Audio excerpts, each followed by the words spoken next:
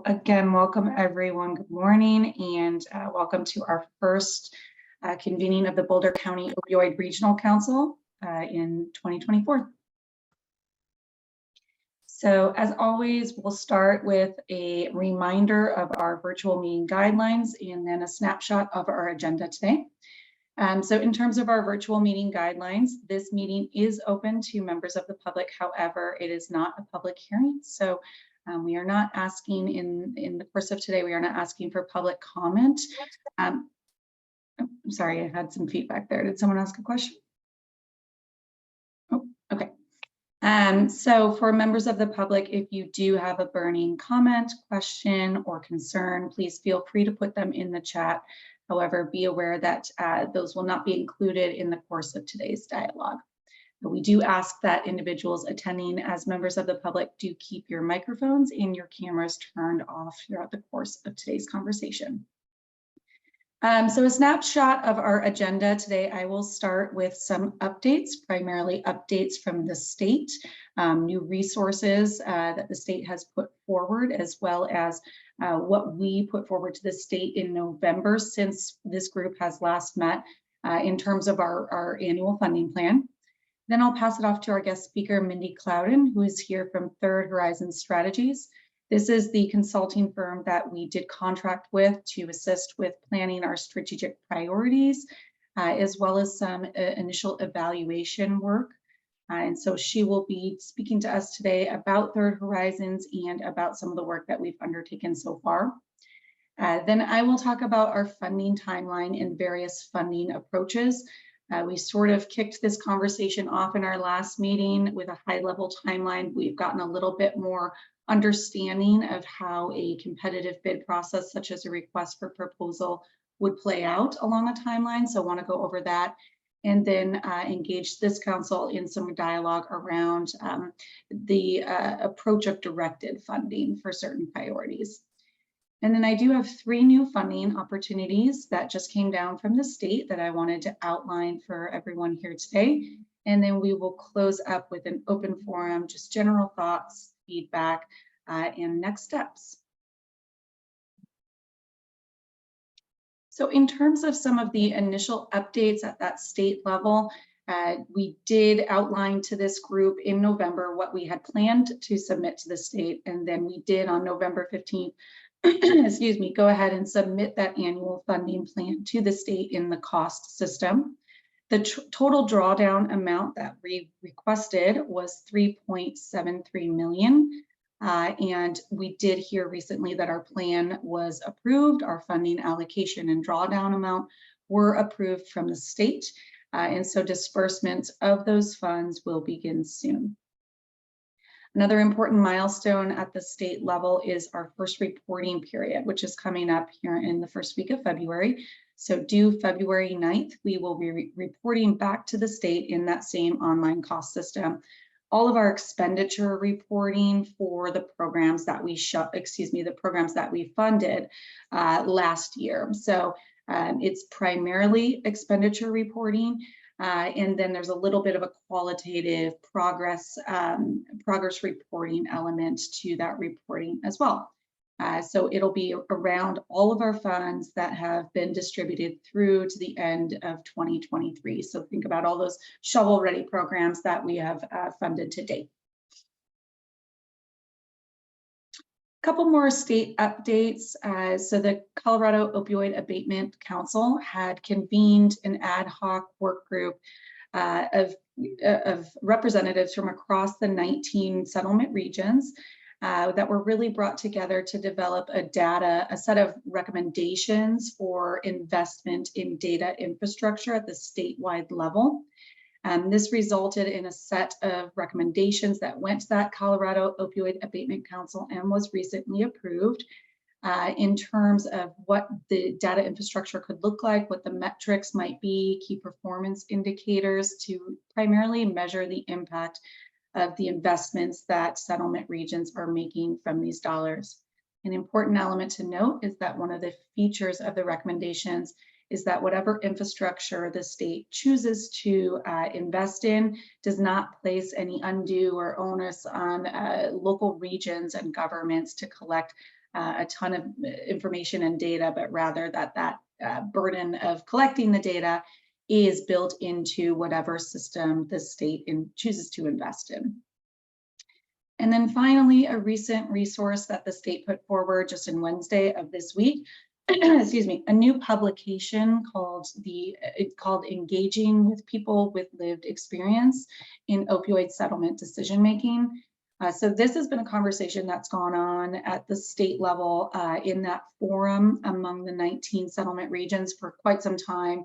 The conversation being, how can we meaningfully engage individuals with life experience in the decision-making process? Various regions have noted attempts or creative ways to engage individuals in the community, but also wanted to make sure that we had some guidance around best practice and how to avoid any of some of the barriers regions were experiencing in terms of power dynamics and potentially remaining stigma. And so this resource highlights some of those strategies as well as some pitfalls, common pitfalls for regions to avoid as we continue to work with engaging members of the community with life experience.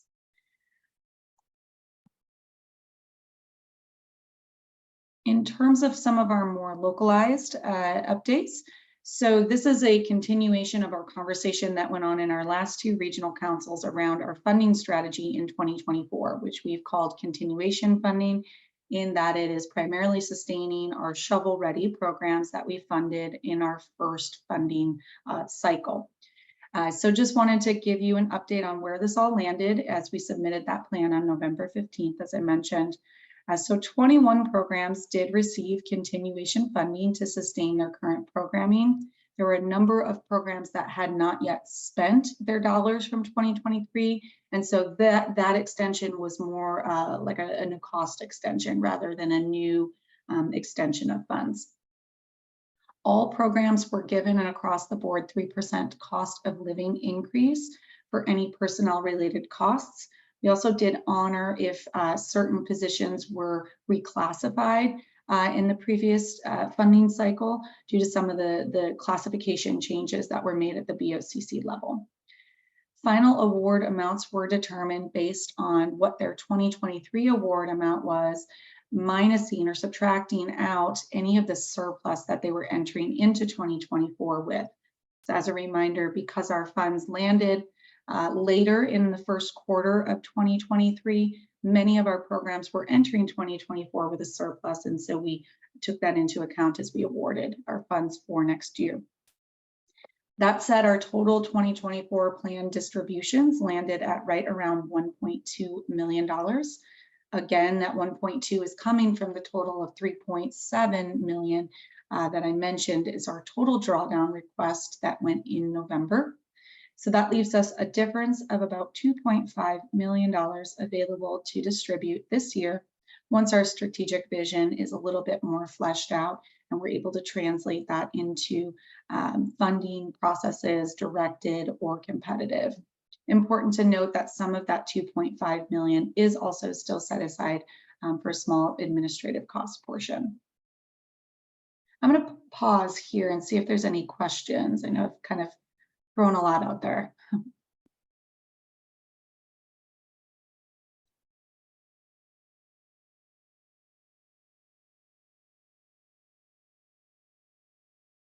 All right.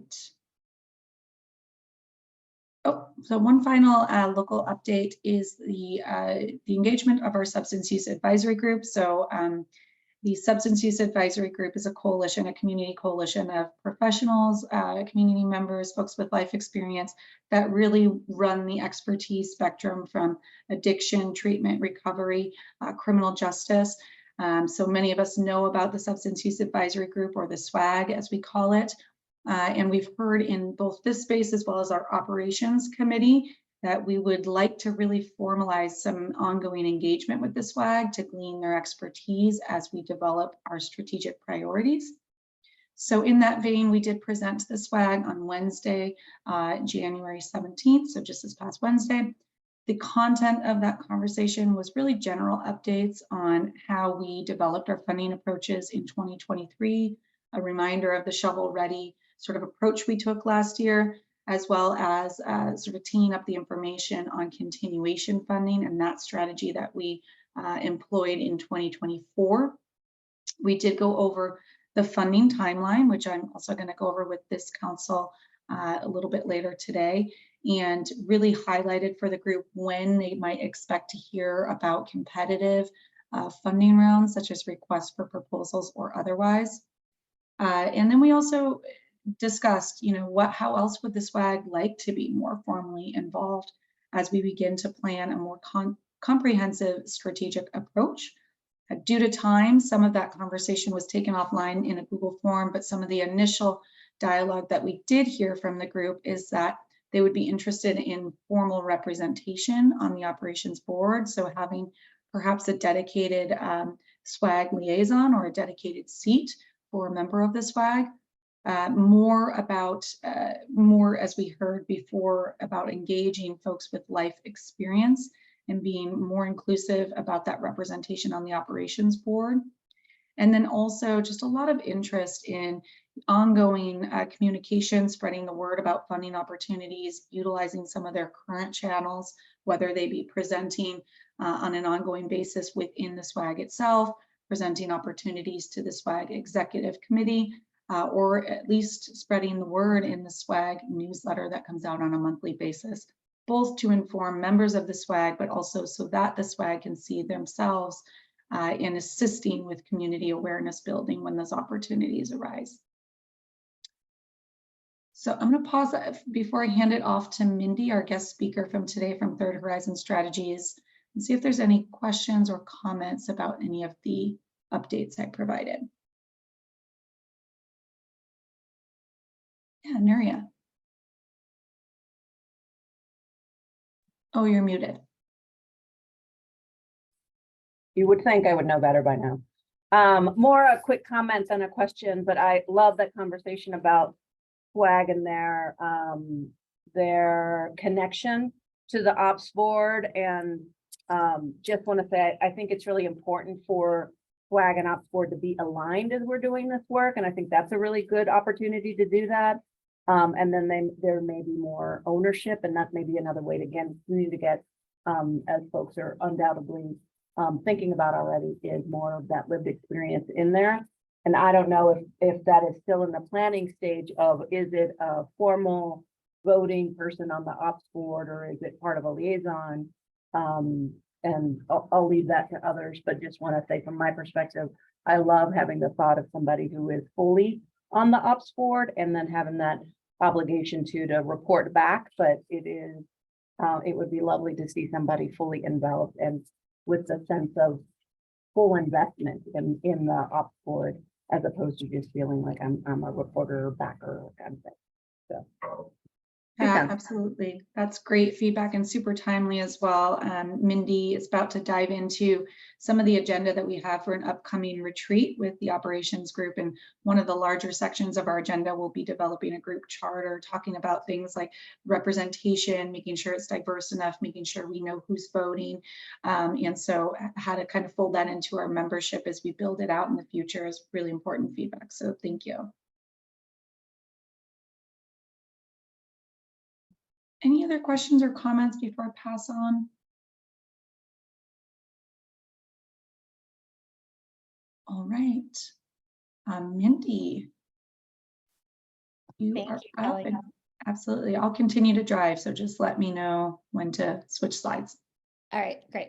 Well, hello, everyone. It's really wonderful to join you today, and I appreciate you taking a little time out of your agenda for me to present with you. I'm Mindy Clouden, and I'm the Managing Director for Behavioral Health for Third Horizon Strategies. Next slide, please. Our firm works nationally, but we're very invested and engaged in Colorado. And I personally have been part of the behavioral health landscape here in Colorado for 25 some years, working at the provider level, working as a consultant, working with associations. And I'm also a person with lived experience as a family member of both the mental health system and the substance use disorder treatment system, which of course are now being more fully integrated, but have historically been very fragmented. Our firm works with providers and stakeholders to improve systems so that all individuals can access the care they need when and where they need it. The services we provide include facilitation, research, policy analysis, strategy, and data analytics. So this is a really wonderful engagement for us. We're very excited to be working with you all. Next slide, please. So the scope of work, which I know that you all are fairly familiar with because it was presented to you before as the RFP process was going on, but we are really serving in sort of 3 concurrent roles. We are facilitating a strategic planning process, and that process is really being designed to help the operations group move from thinking about funding programs to thinking strategically about the priorities to address the opioid use epidemic across the entirety of the Boulder community. We are looking at community engagement, and that community engagement really starts with who is on the operations group, and how do we get input from other key stakeholders in the community as well. And then we're also doing evaluation, and we're going to be doing both short-term and long-term evaluation, and I'll talk with you about each of these components a little bit more. Throughout this entire process, we're able to bring in our own subject matter expertise in opioid abatement and behavioral health payment and delivery systems. Next slide, please. So we have a timeline that is sort of a fluid. This is not set in stone because we, of course, need to be responsive to how the process evolves organically, as well as be responsive to the needs that the county has to make sure that you're in compliance with everything the Attorney General expects from you. So consider this sort of roughly what we're aiming for, but not anything set in stone, excuse me. We spent the first couple of months doing what we call discovery, which was really our opportunity to read through all the materials from previous meetings, do interviews with all of the operations board members that we could reach to do interviews with, lots of meeting with Kelly and Tucker to really kind of get on the same page about what was needed. And then, as Kelly said, we're going to be holding a retreat. It is planned for February 1st. I'll be talking with you today about the objectives for that retreat. And then after the retreat, we will begin the process of starting to look at what are the long-term strategic priorities and funding mechanisms that we want to be using. We will start to define strategic priorities, goals, key performance indicators, and all of the action steps that are required to fulfill those. We'll hold another retreat in the March, probably more likely at this point, April timeframe. By May, we will have worked with the county to determine if there's going to be another request for proposals issued this year, and we understand that that's sort of the timeframe that the county uses.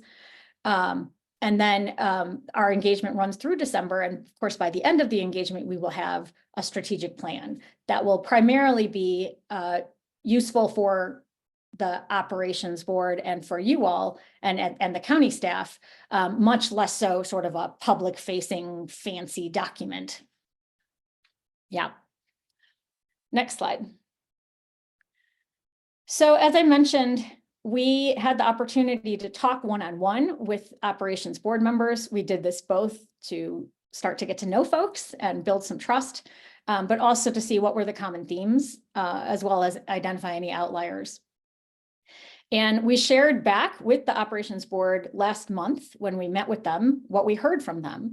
I won't go into as much detail with you all about all of that feedback, but I did want to share the biggest takeaways. So these are kind of the common themes. We really did hear that the operations board is ready for a more structured and strategic planning process. As happens with groups, it's really been sort of an evolving process, sort of that forming, storming, norming that happens with groups. And where the group is now, it really seems to be that they're ready to start having this facilitated sort of process. We're going to be looking at defining a community vision, from that vision, strategic priorities, goals, key performance indicators, and action plans.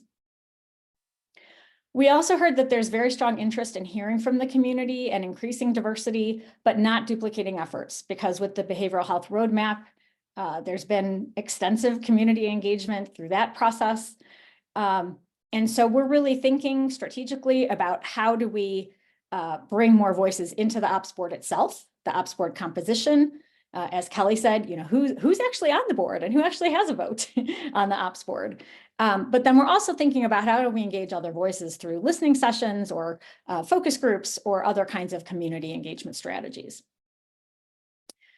The third theme I wanted to highlight was that folks were there was a lot of consensus that the opioid crisis involves polysubstance use and co-occurring mental health conditions. And so while there's that sort of recognition that we need to be thinking broadly about behavioral health, there is also a recognition that this group has a unique role to play because there are some sort of unique and eligible uses of the settlement funds. And so they want to see alignment with the roadmap efforts, and as Kelly was describing with the SUAG, but also we need to do some work on sort of really defining the unique role of this group in looking at the settlement and opioid abatement funds. Next slide. Sorry, it looks a little different than the slide that I sent, but it says all the same things. Yeah.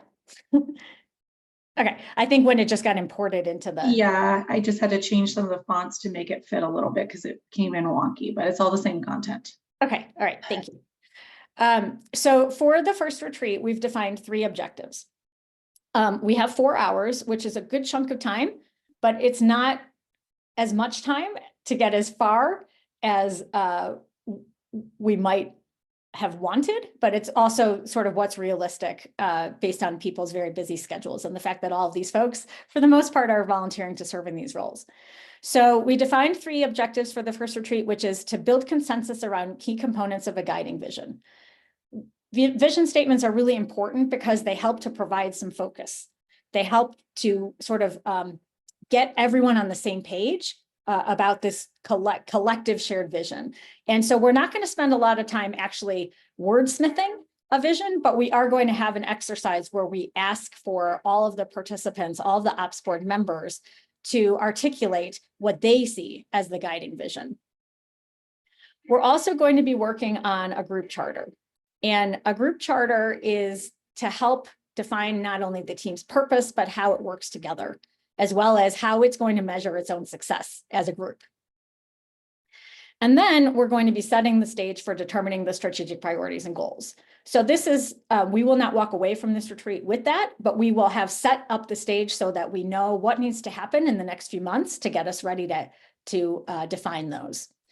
As we're doing that, we're going to be as we're setting the stage, we're going to be making resources available to help ensure that the operations group is looking at alignment with national principles, primarily the Johns Hopkins principles, which I know you all are familiar with, but we also did some other, we did a literature review, a national scan to bring in other resources and materials.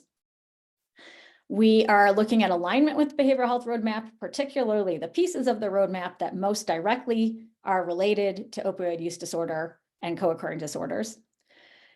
And then also, of course, congruence with the allowable uses or the cost categories. So, making sure that folks understand that those are guardrails that we can't go outside of. Next slide, please.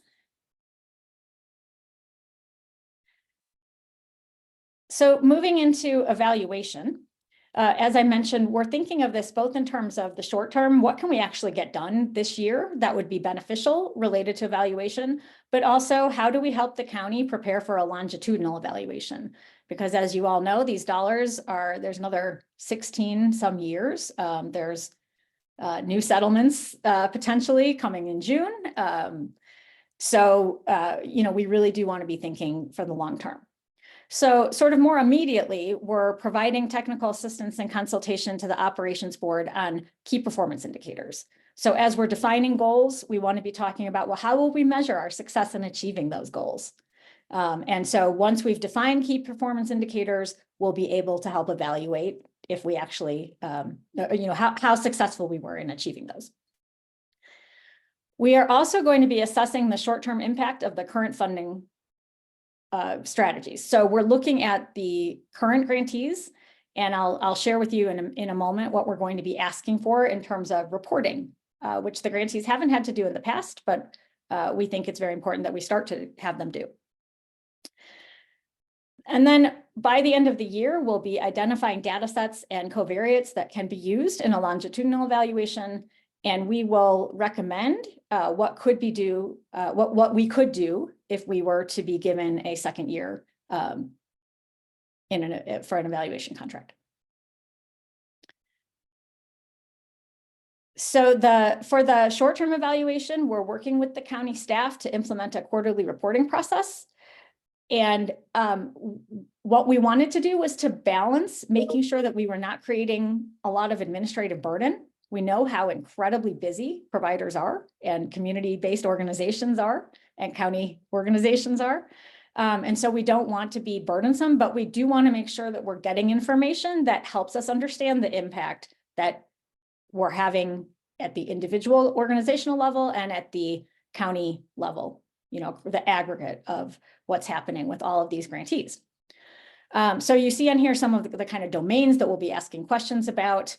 We have a almost finished draft of the reporting template, and that will be going out to grantees shortly. I want to note that we do have a couple of things that are very intentional. Well, it's all very intentional, but there's a couple of things I just want to highlight in here, which is that we are asking about sustainability planning. We want to be getting grantees to start thinking about, are any of the activities that they're currently being funded under these grants, things that they could be reimbursed by Medicaid or by commercial insurance carriers or other longer term funding. And then I'll also note that as we ask about the population served, we're really trying to get at the health equity piece. So next slide. So in terms of longitudinal evaluation, as I said, we'll be helping to define some KPIs or key performance indicators, looking at public health measures. This is just a sampling, some of the measures that we are going to be sort of considering or suggesting, but it will really be driven by what the strategic priorities and goals are. But you know, I'll just highlight on here, these are really public health measures, things like emergency department visits resulting from opioids, naloxone distribution and training, et cetera. Next slide. We had, at our first meeting with the operations group, asked about alignment with the SUAG, as Kelly talked about, and with the roadmap, but we also asked about the coordination with the ROC. And so we were just very interested in seeing, you know, how would folks like that we had heard that you all want to make sure that your efforts are better aligned. And so we had asked, how would that happen? How should that happen? And what you see here is that 46% of the respondents indicated that they would like to see a joint strategy session held. So that received the most response, but 31% of respondents said that they wanted us to use all of these strategies. And so the strategies were to identify liaisons who can attend both meetings and share information, hold a joint strategy session, ask county staff to provide more regular written updates. And as I said, all of the above or none of the above. No one said none of the above. So my last slide is to introduce sort of, you know, an opportunity to just have questions from you all and to ask you all about, based on that, the survey results that we had or the polling results that we had from the operations group, what do you think would be most helpful to increase communication and coordination between the two groups? And Kelly, I don't know if you want to, either go back to that or if folks want to dialogue with each other and see each other without slides up. Yeah, I can take this. I can stop sharing here.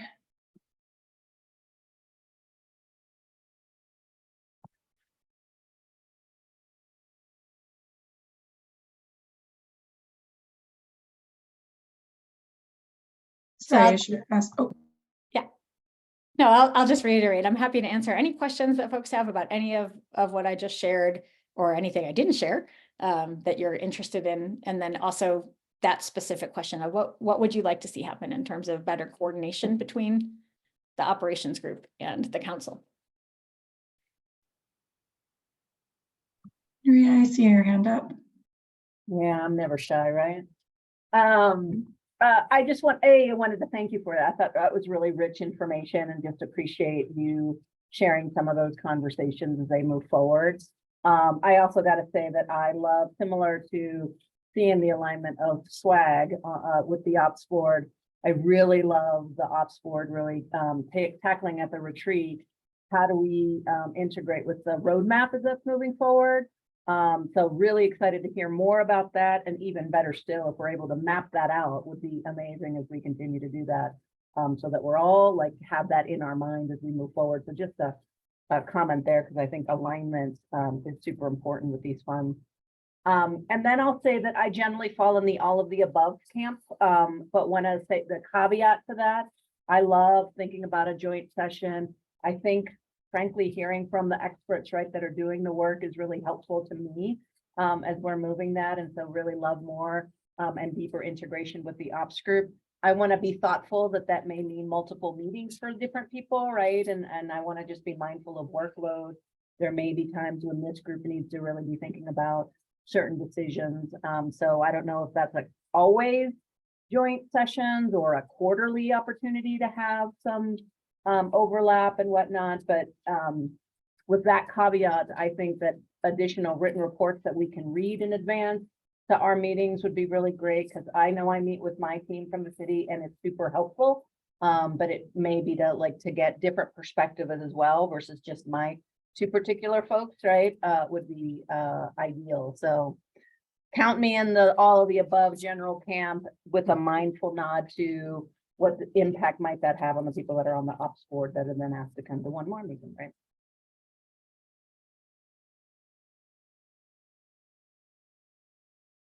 Susan? Yeah, go ahead. I was just going to jump in, sorry, Claire, just to say we're a small group, and so I appreciate people raising their hands, but go ahead and jump in.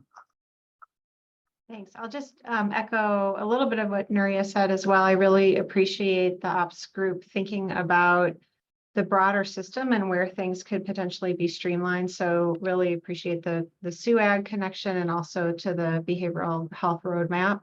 That seems like a really important step. As far as connection with the ops group, Kelly's done such a nice job of informing us and bringing information from the ops group. I haven't felt out of the loop at all, and because of all the communication. So I think for me, I would want to just look to the ops group on what would feel meaningful to them as far as connection with this group and in what way. What I don't want to do is slow the work down of the ops group, or that they have to bring us into details that maybe aren't as important for us to know. So I think for me, I would look to them, and also really welcome the relationship building and kind of the visioning together. That kind of session together would be great.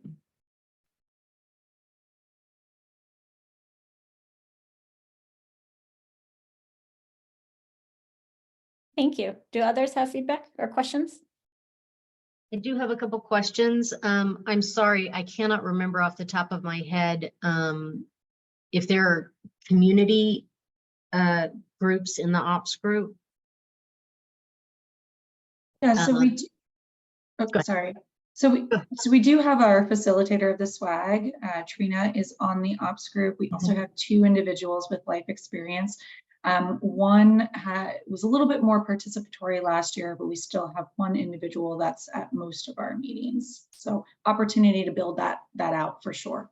And I know that the SWAG includes some of our more institutional community partners like MHP. So I assume that that's where they come in. There are representatives from from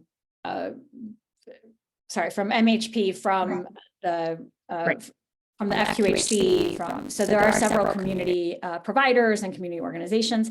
I will say that something I observed is that there are 9 representatives of the county on the board. So that's something that I think is worth calling out. And I'll just say that's 9 of 14 or 15. So it's, yeah, proportion wise, it is a big proportion of the membership is county staff. So something to know. That was actually going to be part of my question.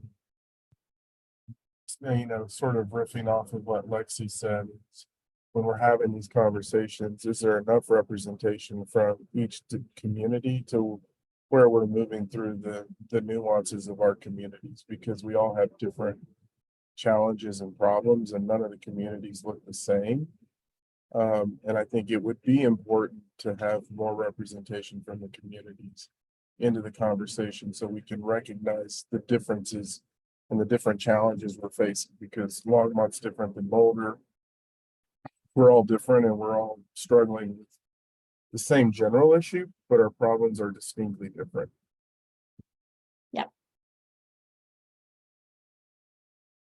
Okay, and I did have 2 other questions real quick. One was, is there a process for looking at some of the other counties' plans going forward, just so that we're, you know, kind of staying fresh and about innovations or maybe different approaches? And then I'll just ask the third question. You can do it all together.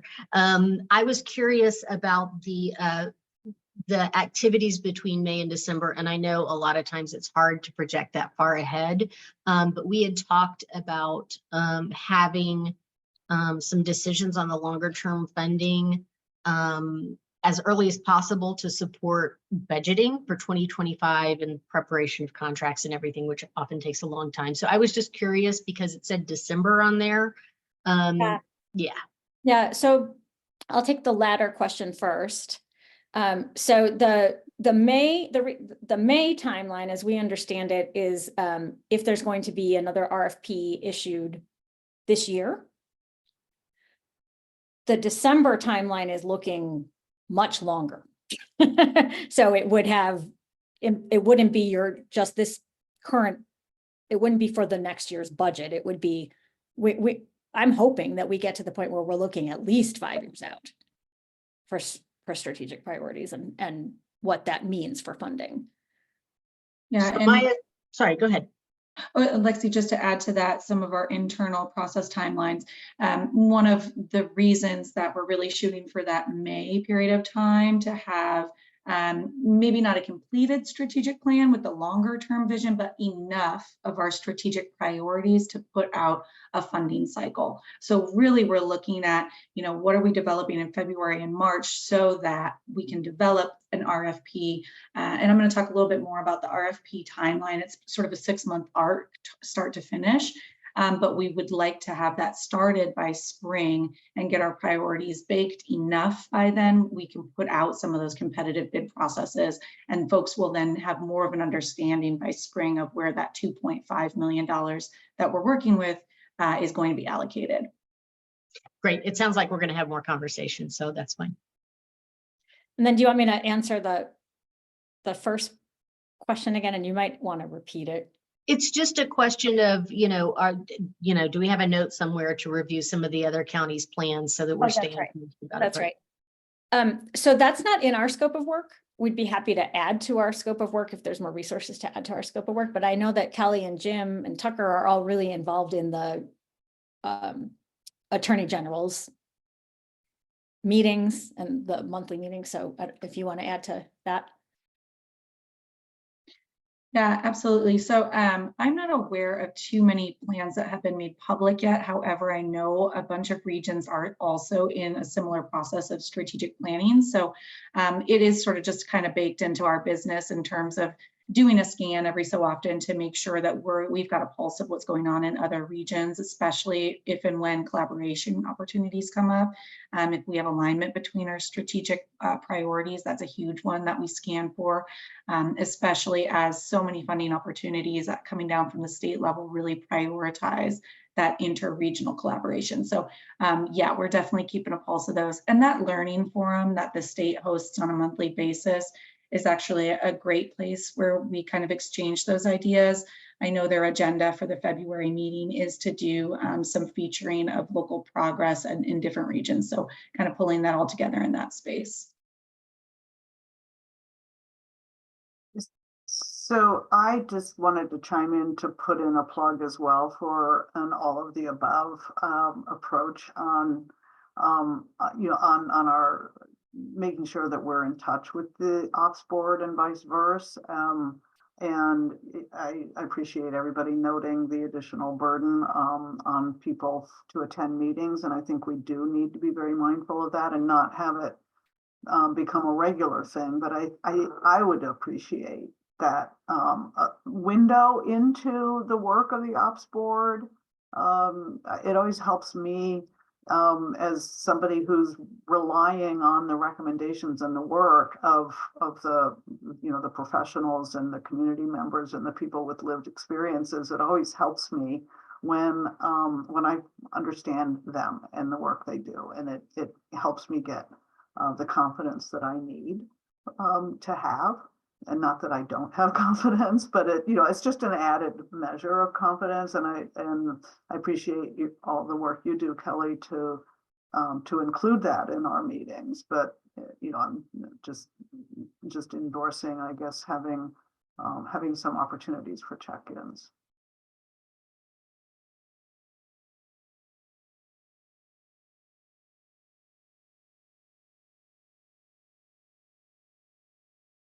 Are there other thoughts, questions, comments on the feedback from the ops group, or any other questions for Mindy about THS's work or Third Horizon Strategies work?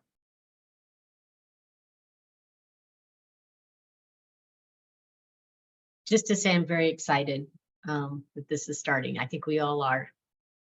Thank you so much for joining us. Thanks, Mindy.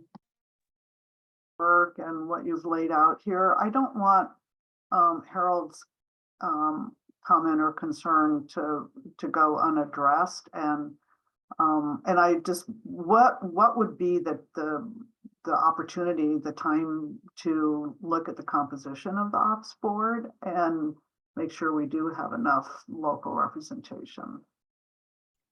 So we had one of the interview questions that we did with the ops group was to ask about who was missing from the table. And then that's part of the conversation of the charter as well. And so it was definitely identified that there was an interest in making sure that the entire county was represented. There was particularly noted that the mountain communities were not represented. There was an expression of making sure that there was more diversity. Racial and ethnic diversity. There were some kind of specific things noted, like the university was noted as sort of missing from the table. There was, again, reiteration of the importance of people with lived experience. Our sense is that we really need to have the conversation about how do we separate out who has to be on the, who needs to be at the table for the ops group versus how do we engage with other people. Because, if most of the people that are coming in the ops group can do this as part of their job during their day, but people with lived experience, we might need to do those meetings on the weekends or in the evenings, right? And so sort of all of those different things that we need to balance out and think strategically about. And so we're also, I'll give you a preview.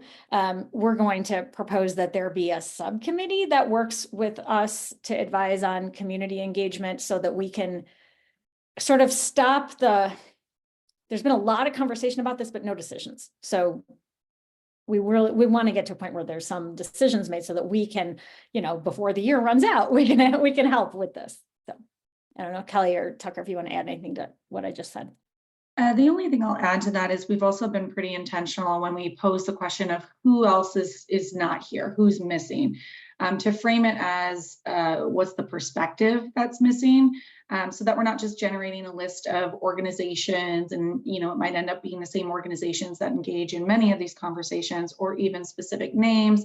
Again, you might find the same names sort of circulating back up to the surface over and over, but rather what's the voice that's missing? Who do we need to know? Who do we need to hear more from in terms of, I think the example we used is somebody who knows more about peer support specialists and certification of peer support curriculum or something of that nature. So that was sort of a really intentional framing of trying to get more perspectives at the table. And then I saw a few hands go up. I'm just going to stop. I think Robin, yours was first. Yeah, a couple comments. When we first envisioned this work, we actually did acknowledge that we needed a organizational structure that was a community engagement focused group. And whether or not they would be members of the ops board, we hadn't gone into that level of detail. I think the other observation about the county's overrepresentation is because there are, so HHS, public health, community services, the sheriff's office, maybe the DA, that, you know, there's many county agencies that joined the effort.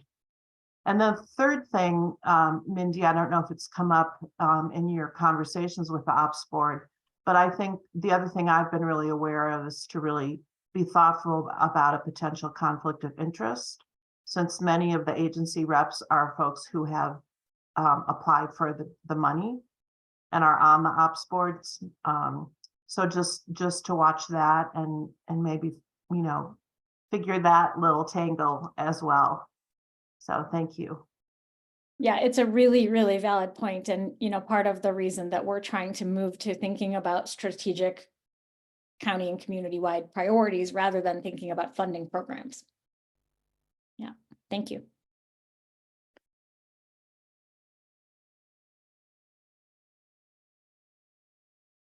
I don't know, Kelly, if you want me to. There's Lexi, I think, was next I up. think Harold was actually next, but Go for it, Lexi. Lexi. then I'll go after okay.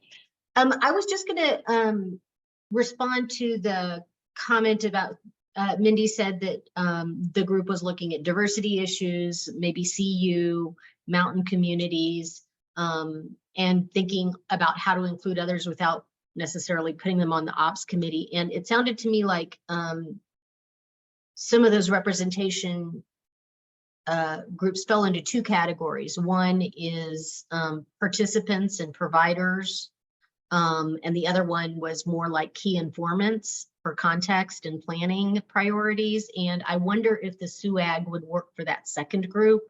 So when you're talking about racial representation or mountain communities or local or Longmont or Boulder, if that gets woven into SUAG as part of key informants, I'm just trying to figure out how the brainstorm goes without building that operations group to be too massive. But the operations group is more about the institutional partners. Just an idea.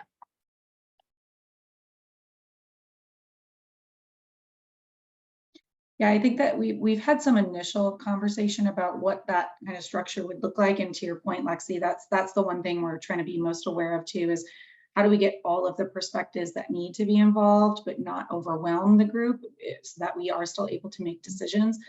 And so we've been really thinking through, like, what are the topic areas or the bodies of work that we know are going to come up where we need different perspectives represented, but potentially that's just, you know, a kind of a short arc or maybe an ad hoc work group. You know, we've kind of been trying to map that out so that we understand, do we have the right voices in the core sort of group? And then also, do we kind of have almost like a roster of individuals that we might want to pull in or start to provide some outreach and engagement to so that they can be involved in some of the shorter term decisions that we might have. Harold. First, I appreciate Claire's comment and how we look at it and the diversity of our communities. In just kind of tapping into when you talk about things like community involvement and, you know, the question of peer support, we have a group here that's fully embedded in our community, and that's the Recovery Cafe. I don't know if they're included in the group or not, but that's a local group that's definitely on the streets working with the city and doing the work. And I think, you know, how do we include those? But, you know, kind of thinking of the community involvement process where I've seen train wrecks occur, and this goes back to when we had the flood, is each community had its own community involvement process. And then in that recovery work that occurred, everybody started stepping on everyone's toes. And I think being very mindful of the nuances, and then the community's communication groups, and we saw this even in COVID in terms of when we're looking at our cultural brokers, there are already groups that are built into our individual structures that we communicate with. And when another group kind of swoops in and starts doing it, then it creates confusion within our communities. And I think that's the point of the diverse representation, and it not being so overloaded in one direction. Because I think those things can be dealt with on the front end versus then seeing the train wreck after it happens.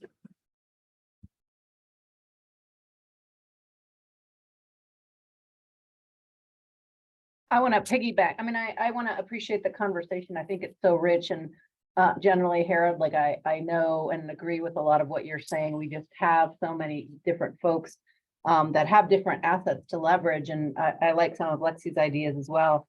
I wonder, I'm mindful too of not making this group so big because we'll never make decisions, right? And how to streamline that, make sure the right people are in the right groups. And while I acknowledge too that Boulder County is also just representing so many different facets of the work, that of course is of necessity going to imbalance what that looks like. I also do think that there are some local challenges and pushes that might be that we should look at in terms of, are we serving all perspectives as we move forward? And to me, I guess all of that preamble for maybe an ask, and I'm going to apologize to Kelly or to Robin if you've already sent that back. I'd love to, if we don't have it or if you haven't seen it, or point me to where that is, see all the groups that are represented and who's on them, because that may help me better understand what the overlap is, and do we have the right people at the table, which you know, I think we rely heavily on Wendy and want to make sure that she's not feeling overwhelmed and support her in the work that she does day to day. But it would be curious to me to know, like, the group and the purpose or what they're looking at and those names, so we could better perhaps have a conversation based on what we're seeing in terms of representation. And again, if you've already sent this up, then I'm sorry, but don't have it and would love to. I think that would be really helpful to me. Absolutely. Yeah, we do actually have, a roster and a breakdown of, you know, where we see folks representing different pieces, primarily kind of posted across that 5 approved purpose areas, just to make sure at least those core areas were sufficiently represented. So I just kind of nudged Tucker if he's able to kind of pull that up and put it in the chat. If not, if it's not in kind of a shareable format for today's meeting, we'll happily send that on in some follow-up emails. Thanks, appreciate it. I think I just want to jump in here with 2 things. One, we've got other materials to get to, and I want to make sure we don't spend too much time on this, although it's a really important discussion. And the other is, I guess what I'm hearing emerge from this is the importance of delineating the role of the ops group and the role of the SUAG. And because we, you know, I think what we're wanting, what I'm hearing is we want input, representation, participation by different aspects of this issue, which I think are the 5 areas. And but appreciating that every potential grantee, every potential organization that might benefit from the money does not need to be at the table, and they need to be assured that the the work they do and where they fall into the ecosystem of prevention and treatment, et cetera, education, whatever, harm reduction, is at the table. So I think the work, this is what Mindy is helping us with, and so and maybe what I need to be reminded here of, just what did we task the ops board with doing, and how, because I think we are in danger of overpopulating it, and so this is. And I think some of these concerns that we're hearing that maybe Harold was articulating in particular are just a question of better communication back to the community about the work that's being done and what the opportunities are.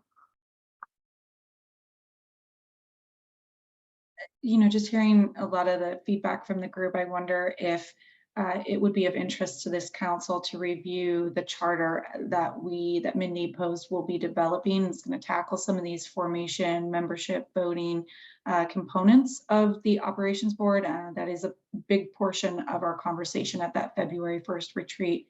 And it sounds like I'm maybe hearing some interest that would be of interest to review at a future council meeting. It's certainly helpful to look at and see where they've landed. I'd be very curious about it. Yeah, and if I can clarify, I don't think we need to overpopulate it. That's not what I'm saying. What I'm saying is, how do you look at the numbers you have and get more tactical? I agree with what Nuria said.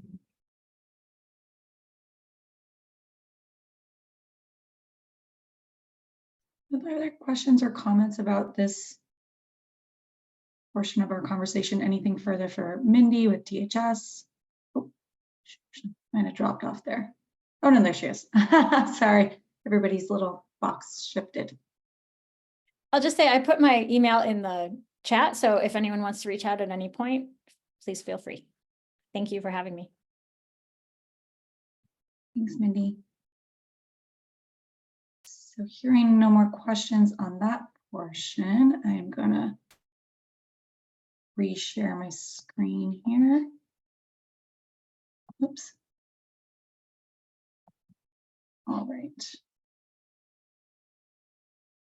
So next, I just wanted to talk a little bit about our funding timeline. I know this has come up a little bit in the course of today's conversation, and then various approaches and some implications that they might have on that funding timeline. So just to ground us right now in where we are financially with our current funds, I know this is a bit of a moving target, and so to the extent that we get updates from the state, we always like to share them in this space. With our current settlements that have landed, we know that our overarching total is a little over $30 million for the length of the remaining 16 years of this time.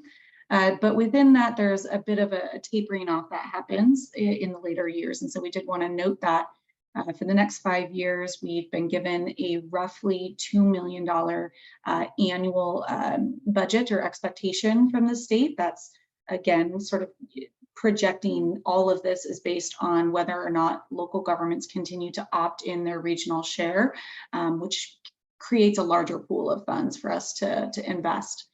And then in those last few years of the 16-year remaining period, there's a very gradual decrease in funding, annual funding amounts, with our current projection for the last year of this period to be around $750,000. So just an important sort of funding arc to note for the group. Excuse me. So our annual funding calendar, and this is a little bit more in-depth version of something that we shared last month. Sort of the top is milestones that have to do with our own process in terms of putting out funding requests or competitive bids to community members. And then the below part of the timeline is something a little bit more internal to staff to note when we have obligations to the state or when we might expect to learn about new funding and or receive that funding. So looking at the top, we do anticipate that the beginning of every year will be the disbursement of funds from whatever contracts took place in the former year. And then looking at our application processes for requests for proposals or any other competitive bids to be open in the spring. Award determinations can be made by summer into fall, and then really the contracting process can take us through another couple months into the last quarter of the year. So really, you know, that award determination, Lexi, to your question about budgeting, we're really hoping to have that by early fall for organizations to be able to know whether or not they have been or will be receiving any future funding in that coming year. And then taking us down below, just a repeat of some of the ongoing funding items that we will be receiving from the state. So we know that our expenditure reporting period will always be in February each year. And then our last opportunity to draw down funds for that year will be in that March 15th amendment period. Then moving forward into the summer, we're always looking at around August that the state lets us know what our sort of bank account or our allowance is at that point. If any additional settlements have landed in that year, really we're looking at August that the state lets us know this is exactly the number of dollars that you have available to draw down. And then our funding request needs to be made by September 15th of each year. So we'll always have that March period, that March amendment period, if we don't want to draw down all of our funds in September. But moving forward, there will not be a final quarter funding request period the way there were in the first 2 years.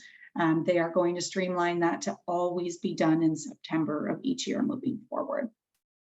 And then we are also anticipating that our money is always arriving in that last quarter, sort of towards the end of the year, just in time for us to then disperse to our programming or any other contracts that have been executed in that year. I'll pause here and see if there's any questions on the funding timeline.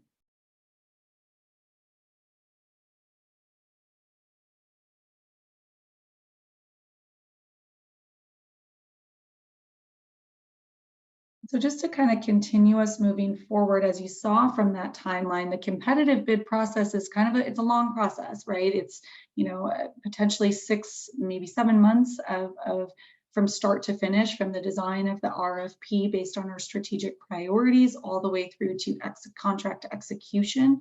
And so we've had some initial conversation both in this space as well as the operations board about what is our opportunity to potentially set aside some dollars for a more directed funding approach? What would that look like? What would we need to know to sort of come to consensus on directing funding? But how can we sort of hold some dollars for ongoing funding opportunities or funding opportunities that wouldn't have to go through this, longer contracting and competitive bid process? So basically, how can we move some of these dollars out the door a little bit quicker throughout the year?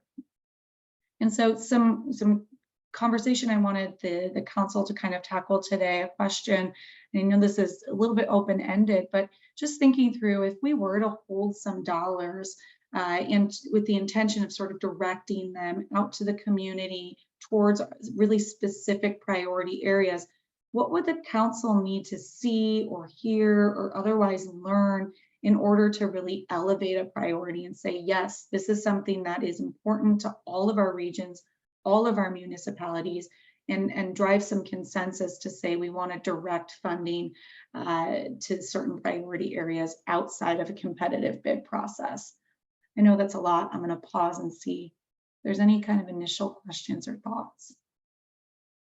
Kelly, I appreciate the question. I think for me, a lot of that will come from the strategic planning. I think what I'm understanding is we'll be able to get a more systems view of what the needs are, so I think that'll help. And then I think besides that, it would be, getting data, as much data as we have, to be able to make the case for investments and anything else that we do with program or service approval, really thinking about where the greatest need is, looking at those decisions through a racial equity lens also, I think would be important. So there may be a place to do a racial equity impact assessment using an assessment tool or some version of what we've been using for some of those decisions as well. I appreciate what Susan said, and Kelly, it might be helpful to talk about a specific example that's a little more simplified. So for instance, rather than having multiple agencies apply competitively for Narcan, we would have a comprehensive pool of dollars and that we would distribute, or the Narcan itself that we would distribute. Am I getting that correct, Kelly? Yeah, absolutely. I think one of the other examples that's come up is some sort of PSA or prevention focused campaign that would really kind of span all of the communities within the region. So we're really looking at something that, again, to Robin's point, sort of eliminates the competitive aspect, recognizing that it is of benefit to all of the regions equally. Those are kind of the examples we've been kicking around when we think about this concept.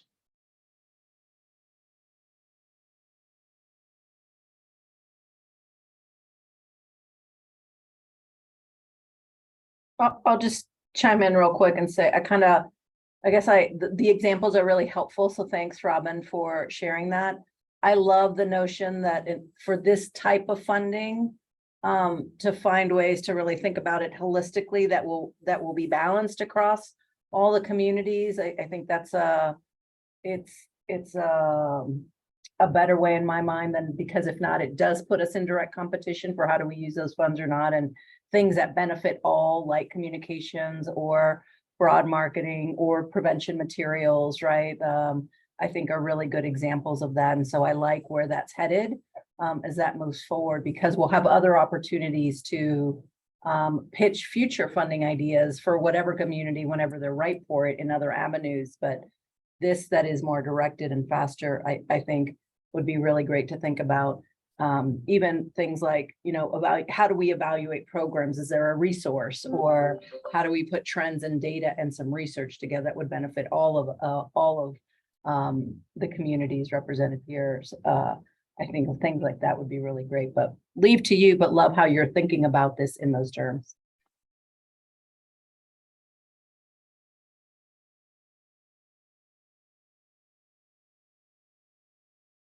And I think one of the other ways we've kind of conceptualized it is having almost these set aside dollars, and we haven't had any dialogue yet about like what would the percentage of those dollars be, what the numbers would be, but really the concept being similar to what the state does with some set aside dollars, where they designate certain priority areas that they're interested in funding. And so could we do something similar? And to Susan's point, how much, this would be largely driven by our strategic planning process, but would we want to put aside some dollars and say, this allows us the flexibility to identify and gear those dollars more quickly directly to organizations that would meet that priority need, or otherwise kind of move those dollars out more quickly. So I think that's kind of the concept we're playing with here.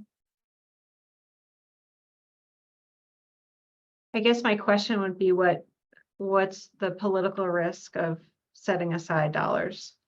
And how much would we be talking about? I mean, I think there's a balance there. I appreciate the idea of having a set aside pool of funds for exactly what you're talking about, Kelly. And I think if the pool gets too large, I think that there's issues when it's not out in the community. So I just would want to have that balance or that conversation about the amount we're talking about. I think it's I agree with the strategic plan concept. I think the how those funds are going to be utilized is incredibly important. And I think absent having answers to those 2 points, it's hard for me to say yay or nay to it.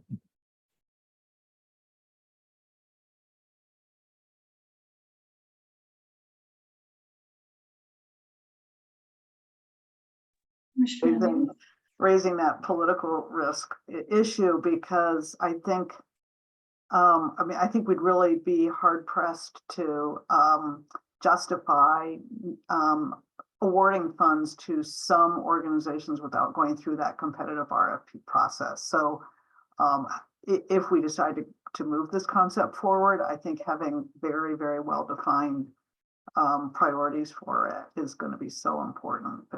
I guess, because we are constrained already. We need to award funds within the approved uses for these funds.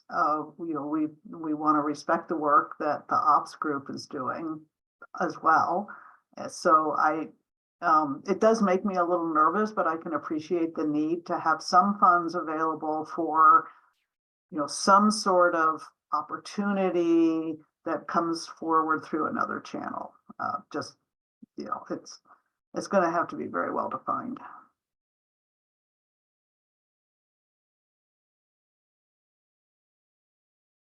So when I think through this, I'm trying to, I think all the comments that have been made are really right on. I'm trying to think like what the value of this kind of an approach would be in it.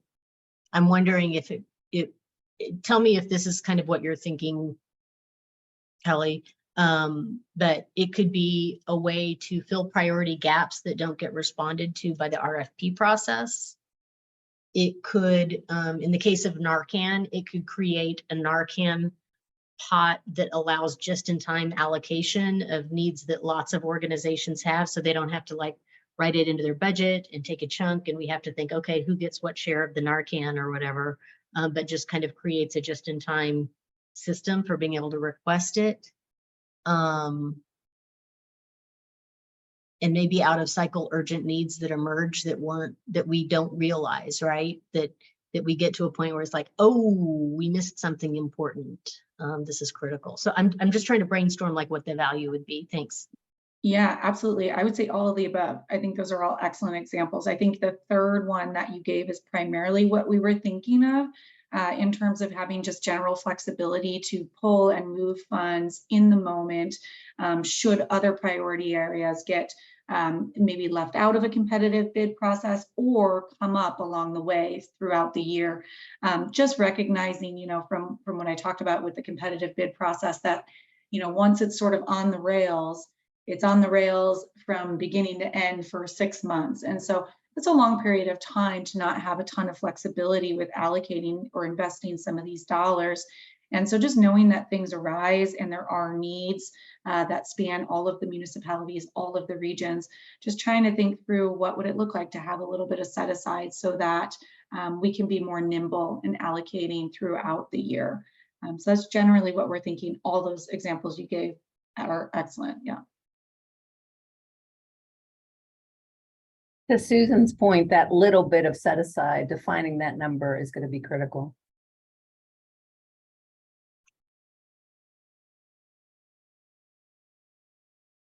I bet we learn a lot if we tried it for a year.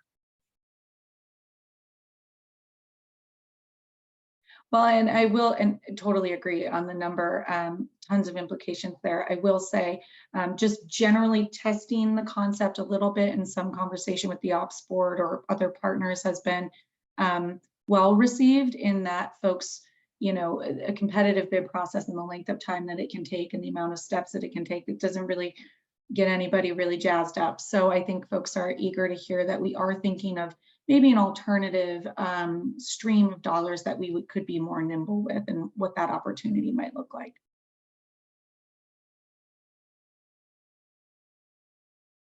And I think, Kelly, this was brought up. I don't know how to do that to get around the procurement process. So I'm assuming maybe you mentioned that it's under a certain amount or something, but you all probably have thought about that and all the logistics about that. And there's a ton of new kind of parameters around the procurement process. I think we're trying to be aware of that and what it would look like in terms of funding thresholds, who would need to approve. So kind of aligning what happens in this space with new BOCC parameters around contracting. So, you know, we're talking about bid waivers. So all of those little kind of weedy elements of the contracting process are kind of under conversation.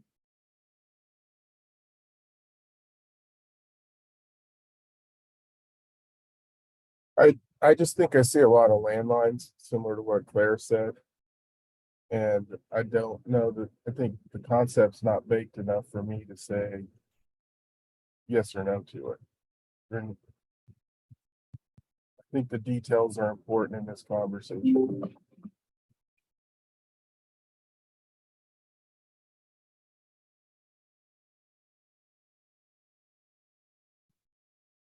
And Kelly, I just want to clarify my language that we would never attempt to get around the procurement.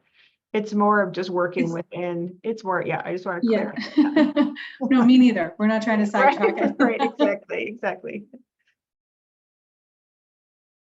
I don't think we're asking for a formal decision today.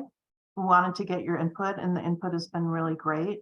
And I think we can bring something back to you to address the concerns that have been raised and answer the questions that have been raised before moving forward. And Kelly, I'm just thoughtful about the time as well. We should probably move on. Sounds good. All right.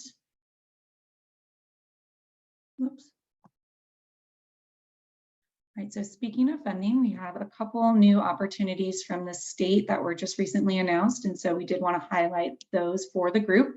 And I apologize, these visuals are a little bit fuzzy here, but the Opioid Response Strategic Impact Grant, the state recently announced in January that they will be launching this in February. Really, this is to accelerate the progress of already standing programs that have clear actionable plans and are able to show clear deliverables, timelines, and measurable impact. So looking a little bit for that kind of creative programming that's already standing and able to show evidence of impact. An important thing to note about these grant opportunities is that unlike anything, the eligibility is a little bit broader than some of the funding opportunities in the past, in that this is not simply open to local governments or settlement regions. This will also be open to nonprofits or for-profit agencies that are not government related. It's a little bit broader eligibility than we've seen to date. Also, awards for medication-assisted treatment programs that are already happening in jails throughout our region. So these are smaller one-time awards of $50,000 for up to 5 jails. And this is actually being announced and officially kicked off at the County Sheriff's Colorado Conference that Sheriff Johnson is at today. And so these, again, are one-time awards. These are not competitive. They are a discretionary selection process housed at the Attorney General's office. There is a link here, and we'll be sure to share it as well. And Tucker, if you're able to drop that link in the chat. This will take you to the section where you can nominate a current program within your region that is participating in medication-assisted treatment for opioid use disorder within the jail system. And then the awards for this will be announced at the Opioid Abatement Conference in the fall.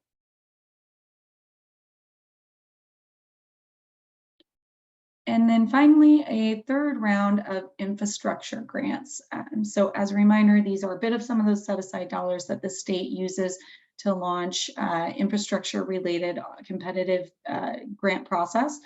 The funding amount for this round is $5 million, and it will be launched in spring of this year. So similar to past infrastructure share rounds, this will be open to regional opioid abatement councils, participating local governments, and state of Colorado agencies. Non-government organizations are welcome to apply in conjunction with one of those other 3 entities above. So this is, again, really geared towards under-resourced areas, rural areas that have less infrastructure components around the treatment of addiction, recovery, OUD in general. And then also similar to previous rounds, it is really of high priority in the selection process that regions are showcasing intent to collaborate. So they've made it loud and clear that these grants are really intending to get different regions working together on programming that would span multiple regions.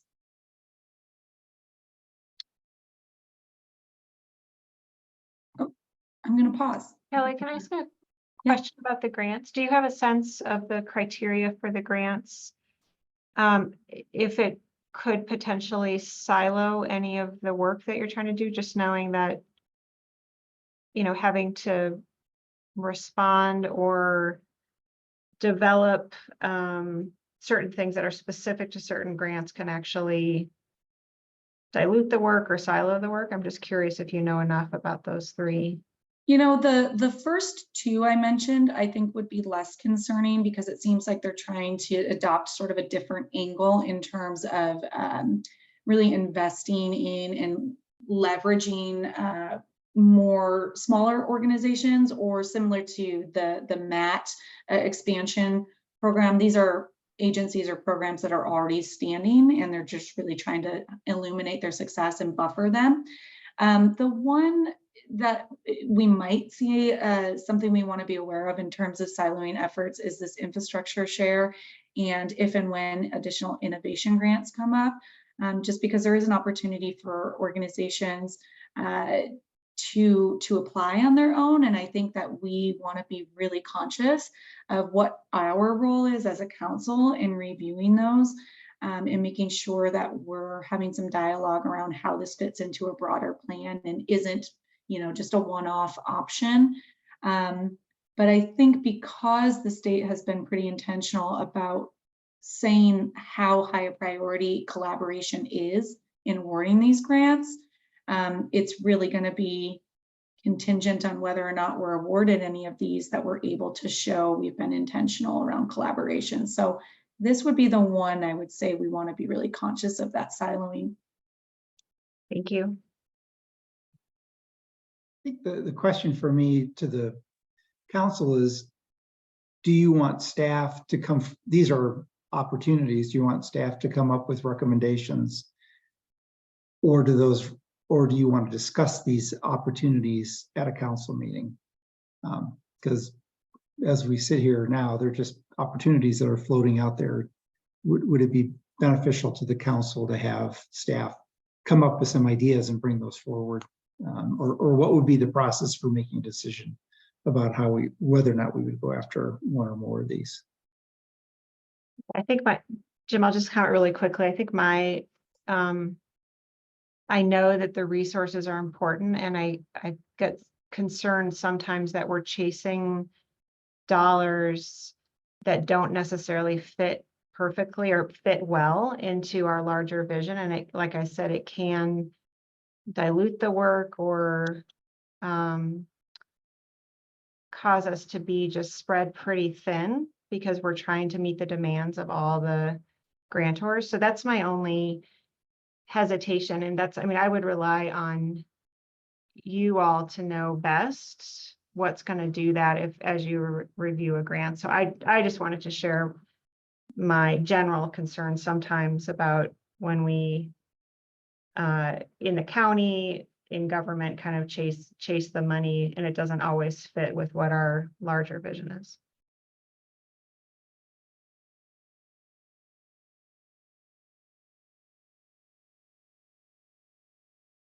I'll share. I appreciate Susan's concern as well. Sometimes it's the shiny object. And I think it's curious to know more about it and funding opportunities, because it may not be something that the council takes on. There could be usefulness in some of the partners that are part of this, like whether it's the county or whether it's Boulder, or whether it's Longmont or whoever. Like we may want to take that on, the sheriff's office, we may want to take that on separately. But knowing, like, would this fit our model for what we're doing here and our priorities, so that we're not just adding lovely new things, right? As we're trying to launch what we want to launch already and doing that. But there could be other potential leveraging of that in other jurisdictions and municipalities beyond what this council's doing. So I love getting the new information. I don't know if I know enough right now to think, oh, should we follow that or not follow that, or is it worth our time? But I think exploring and bringing that information forward is helpful, even if just for awareness. If that is the question, in fact, that Kelly, you're opposing, versus should we do this, or should we do this type of funding right now and make a decision, which I don't think we can make, or are these the kinds of things that we should bring and sort of see if that's something that we want to include and fold in or not. So yeah, and I don't think I have a super concrete ask or question in front of the group today. This is a little bit FYI that this will be forthcoming. But yeah, I think in response to Susan's question, that is bringing up a question for me, like Jim mentioned, what is the role in this council? Do we want to sort of have more guided conversation about, hey, there's this funding opportunity on the table. How do we make recommendations? Do we make recommendations? Do we have alignment with other regions that are pulling together things that could be interregional collaboration? And first and foremost, how does it align with the strategic priorities that we'll have by then? So I think that's just kind of the general start to the conversation, I would say, that we're putting out today. I think I'll be curious to, and we'll keep everybody updated as Jim Kelly and I continue to go to the Attorney General learning forums each month, but especially because these are not open yet, it's hard to know a lot of the specific details. And like, for example, the infrastructure grants in the past really were targeted for more of the rural regions. And so I think I'll just be kind of curious to see as the specifics come out about each individual one, if it does fit within kind of the discussion we're having today. And then I will mention too, the jail mat one, the link that I dropped into the chat, it's actually, they're collecting nominations for jails. And so I think, you know, if the council wishes, it's important to make sure it's not just like an application that the sheriff's office would do. It would be kind of on the group, or even they're accepting them from formerly incarcerated individuals or people in the community to nominate specific jails that would be a good fit for those funds.